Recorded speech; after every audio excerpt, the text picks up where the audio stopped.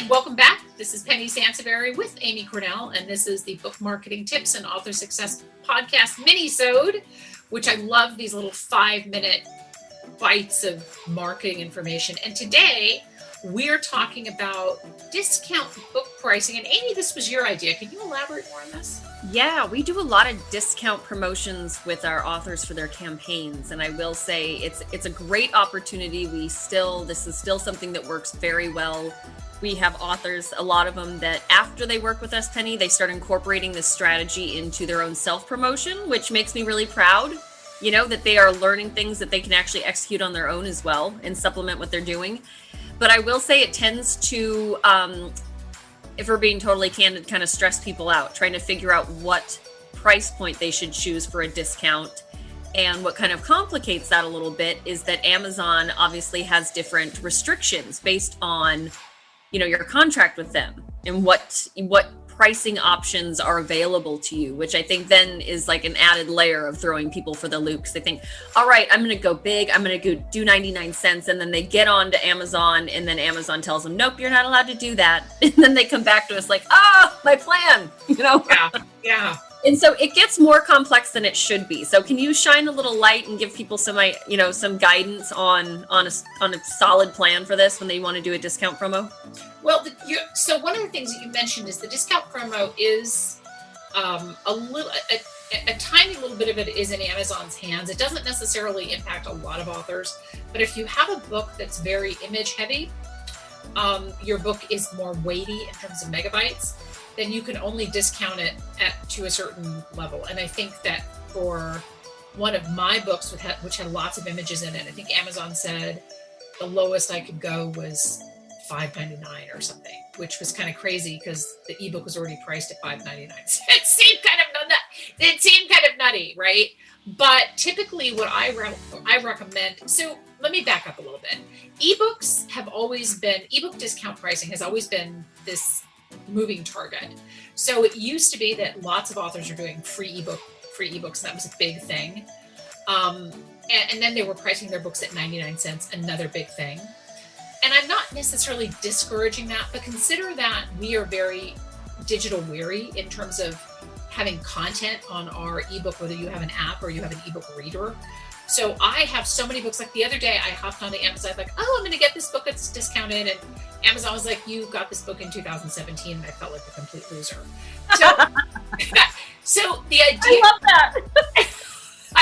So Amazon did some research, and I forget now where we heard this. I would actually have to look up the statistic, but they found that, or the KDP folks found that most books were purchased at $3.99.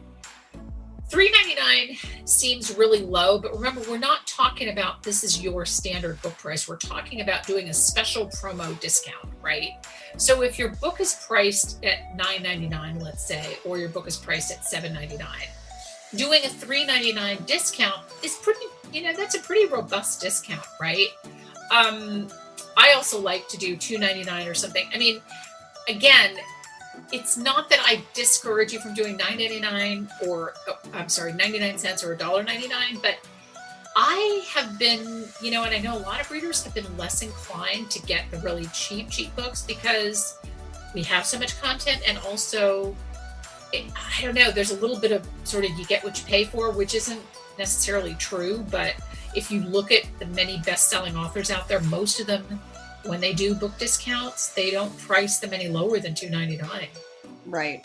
That's a very good point. Like, whether it's true or not, you can't fight the fact that psychologically when people see something that's super, super cheap, they kind of go, well, maybe it's less than, maybe there's a reason. Yeah, I mean, I think the novelty is sort of worn off. I mean, I think, a few years ago, 5 years ago, 99 cents or free was like, I'm going to grab them all. But now what we've come to learn is that first off, lots of people have lots of content on their devices that they aren't even able to get to, right? So it's kind of, yes, maybe they gave you 99 cents for that book, but they never became a reader. So what's really the point, right? But secondly, we've come to realize that there's a lot of content out there that isn't really up to par, unfortunately. And we talk about this on our full length podcast a lot, right? And a lot of readers oftentimes equate that with a low price, meaning that the book is made up be worth it.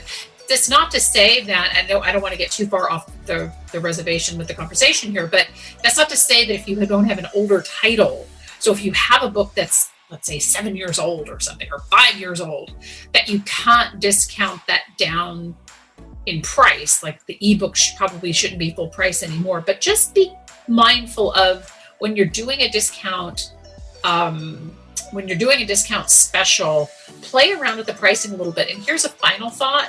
Instead of doing 99, so $2.99, $3.99, think about doing $2.92 or $2.93 or $2.97, because it captures the attention in a way that, readers think.